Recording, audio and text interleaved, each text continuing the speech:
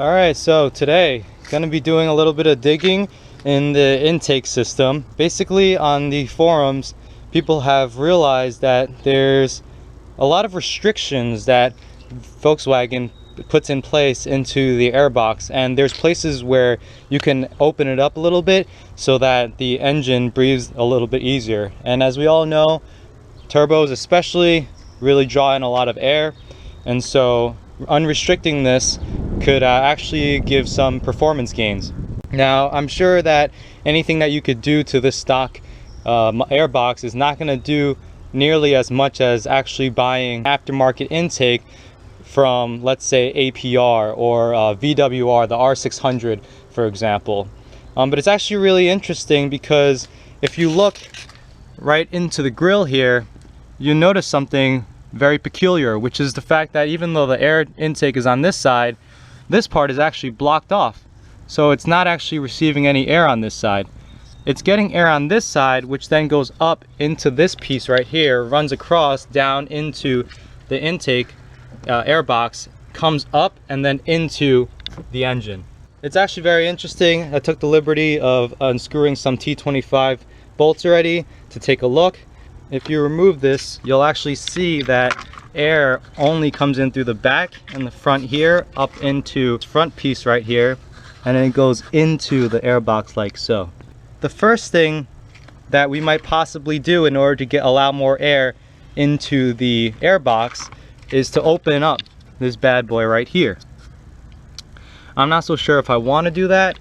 Seems like a mod that's not easily reversible, but I also noticed that other people on the forums have done it, and they've done a pretty good job at making it look pretty good.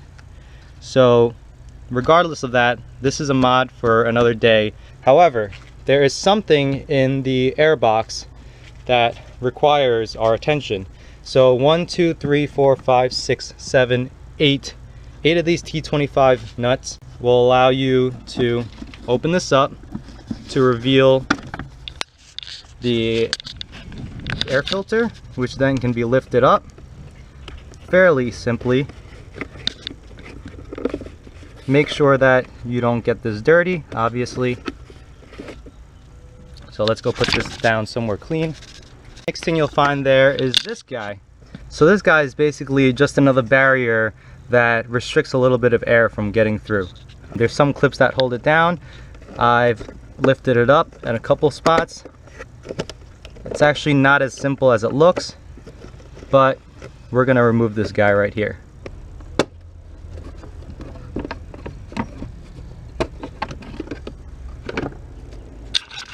With this removed, the intake should have a little bit more air getting into it.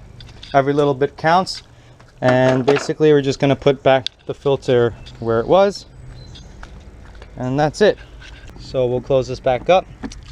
But yeah, that's basically it. I just wanted to show you guys that there's some modifications that you can do to the stock airbox without buying an intake for $300, $400, even more, in order to get a little bit of the gains that come from a free-flowing airbox. I'm pretty sure a lot of the aftermarket intakes owe their increases in horsepower to just a free-flowing filter, because this is where the most air is blocked.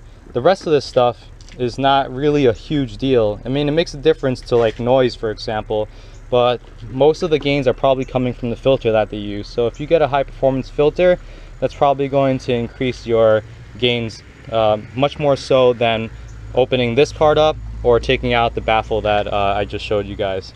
So yeah, if you have any questions or concerns about this mod that I did, just leave it in the comments below.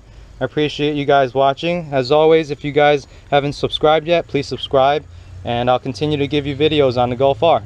Thanks guys, see you.